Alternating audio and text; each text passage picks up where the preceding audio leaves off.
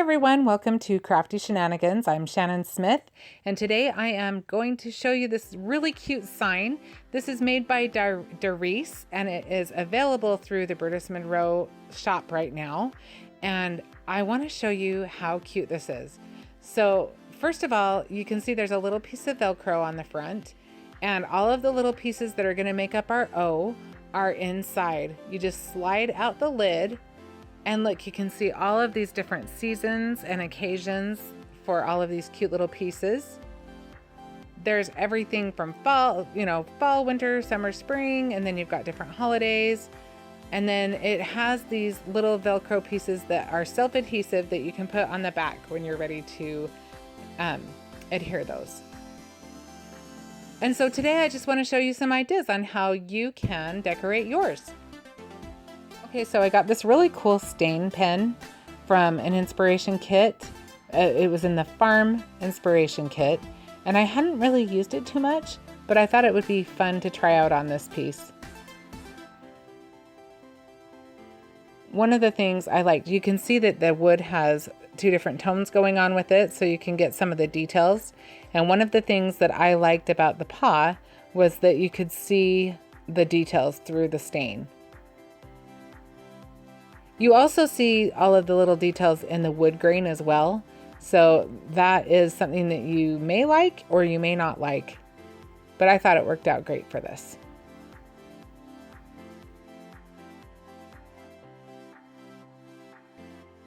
Okay, so I'm using several colors of the Aqua pigments for this.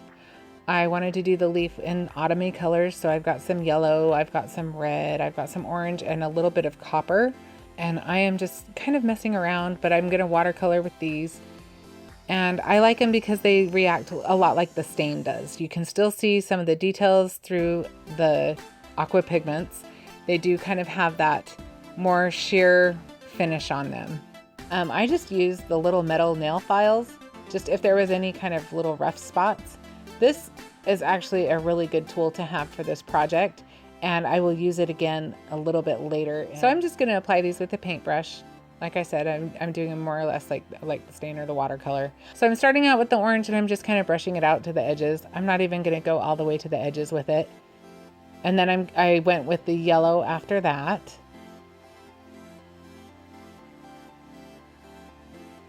And then I ended up using the orange again and a little bit of red, just mostly through where the veins of the leaf are.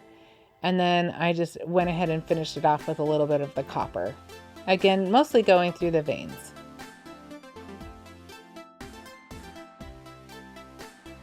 And there's our leaf. Okay, for the pumpkin, I really just wanted to keep it pretty simple. Again, using the Aqua pigments, it makes it so you can see through the pattern. You can see the wood burning from beneath it.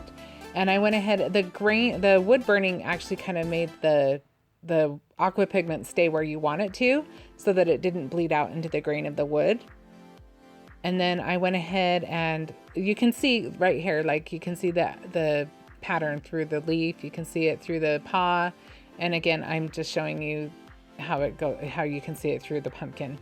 And then I went ahead for the stem, I used some green and some brown Aqua pigment and just kind of mixed them together to give us a good color for our stem.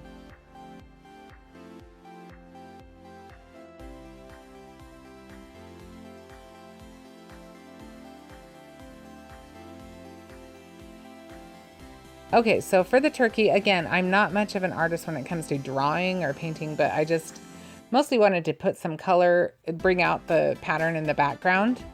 And so I went ahead and just painted it with the Aqua pigments. And then it was pretty vivid. I didn't really like how bright it was. I wanted to just kind of tone it down a little so it was more of a hint of color.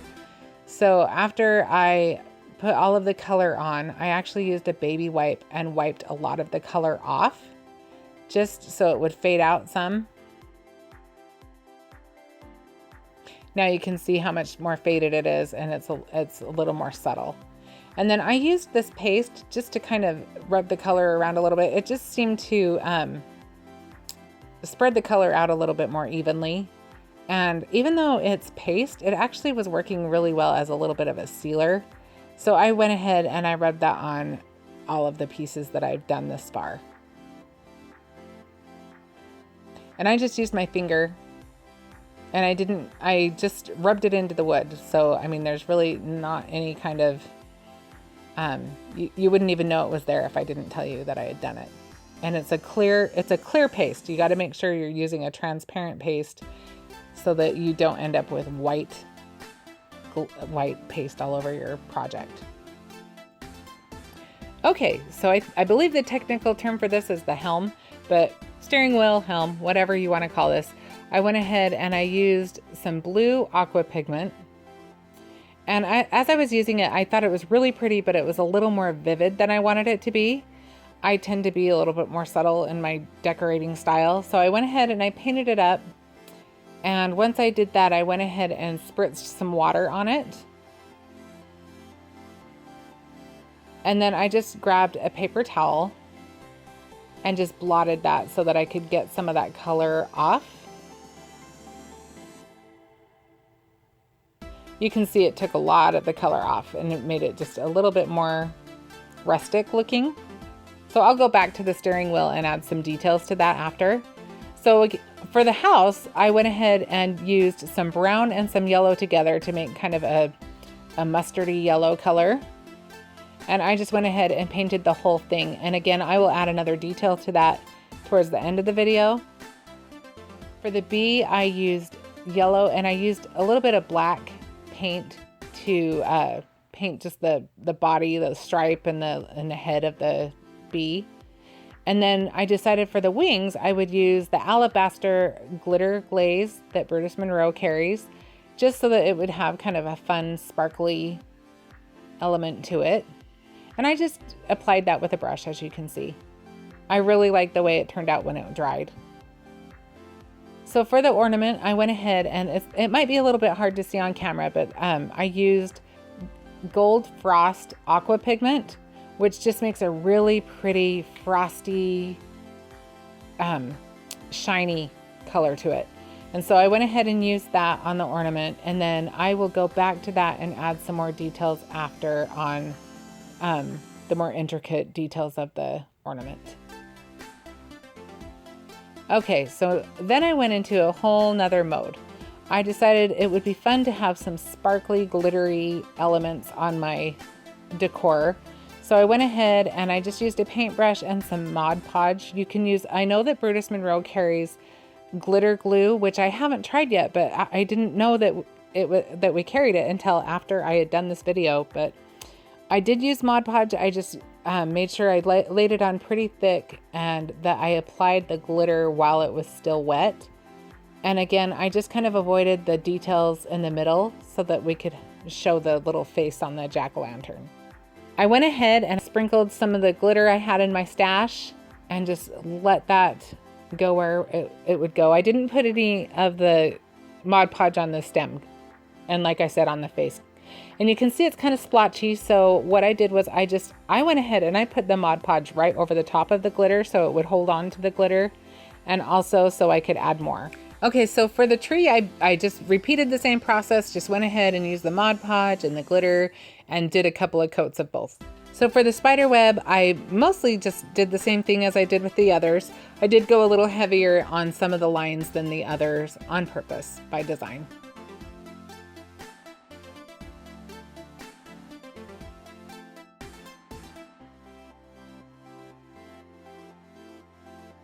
So again, same process for the snowflake and also for the flower. Just, adding that Mod Podge, making sure it's wet, and just adding the different layers. The flower, I used 3 different kinds of glitter, so I had to do the Mod Podge one section at a time. But again, just the same process repeated. So this was my favorite way to do them. I think I actually would probably do the whole set this way if I were to do this again. Brutus Monroe has so many beautiful papers and I love them. And this was a fun way to use them. So it's basically kind of, you know, like a decoupage fill. I didn't, maybe it's not exactly decoupage. I don't know exactly. I didn't use anything on the top of the paper. But anyway, I basically just glued my shape to some paper and cut it out. And then I just used the nail file to file off any of the edges. You can see I just kind of crudely cut it out. I didn't really get super precise when I was cutting it. And then it's okay if you have some paper hanging over, because if you just sand it off, I just used my little coffee filter to kind of catch some of the paper remnants. But the nail file works perfectly for getting those little edges. And because it's sharp and just so thin, it made it really easy to get into the little crevices, which was especially helpful on the little section you can see on the bunny where the legs are. And also I use it on the rooster. You can see all of these fun papers. And if you want to know the papers, they'll be listed in the comments.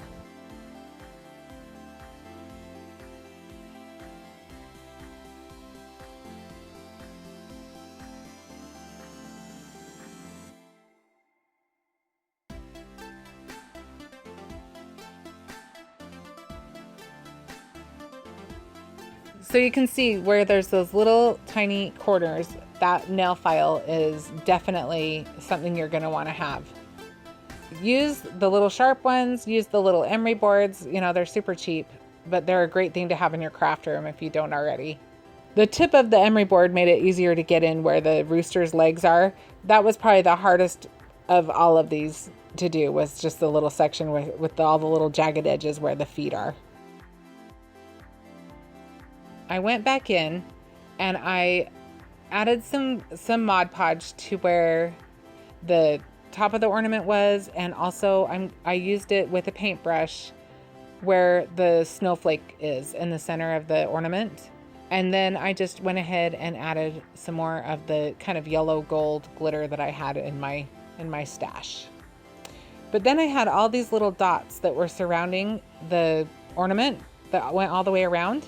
And they were just little dots, and I didn't feel like I could do that with the paintbrush. So I just went ahead and used glue and just made a little dot of glue on each one. I knew it would dry clear, so I went ahead and did that, and then I added glitter to that. And that just made it easy. I went ahead and patted the glitter in just a little bit,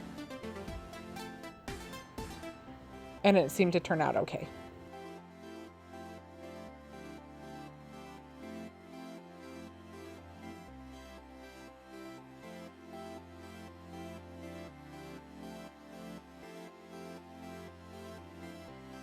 Okay, so I just went ahead and punched a heart out of my cute dot paper and just added that. I just wanted to keep my house pretty simple. So I just glued that right to it, just over the top of the one that was actually on there.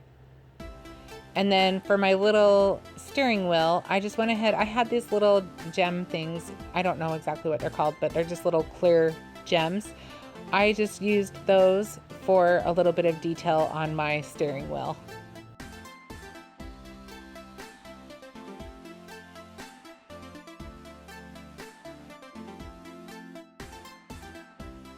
Okay, so I wanted to paint the back of mine, and it does have the little adhesive already on it. So I just went ahead and peeled it back, and I had no problem with it coming off. And then I just stuck it to my media mat to kind of keep it safe while I was painting. And then I just went ahead, it was fairly simple. I just used some white and some black acrylic paint. I used black for my background, as you can see. And then when I went ahead and painted my letters, I painted those with white acrylic paint. Okay, so you can see all my glittered up pieces. You can put a few more layers on if you want them a little heavier. And then here are my ones that are just kind of cut out of paper. And then the ones that I use, the Aqua pigments mostly, and then the stain on the one. And they all fit into this little sign. Thank you so much for joining me. I hope you'll join me again. Don't forget to subscribe and share with your friends.